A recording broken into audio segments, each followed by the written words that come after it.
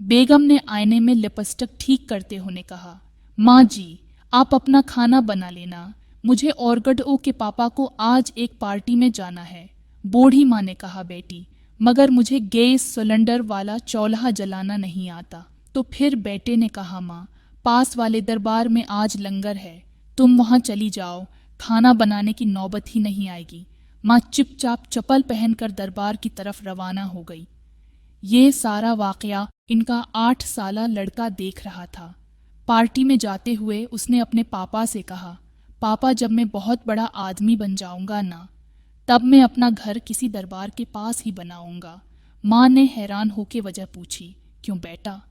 तो उसने जो जवाब दिया, उसे सुनकर उसकी माँ और बाप का सर शर्म के मारे झुक गया, जिन्होंने अपनी माँ को दरबार जाकर लंगर खाने का मशूरा दिया था। उसने कहा, क्योंकि माँ, मुझे भी जब किसी दिन ऐसे ही किसी पार्टी में जाना होगा, तब माँ तुमको भी तो किसी दरबार का लंगर खाने जाना होगा, और मैं नहीं चाहता कि तुमको किसी दूर दरबार में जाना पड़े। पत्थर जब तक सलामत है, जब तक पहाड़ से मुंसलिक है, और पता तब तक सलामत है जब तक दरख्त से मुंसलिक है। इंसान इस वक्त तक मजबूत है जब तक अपने ख़ानदान से मुंसलिक है।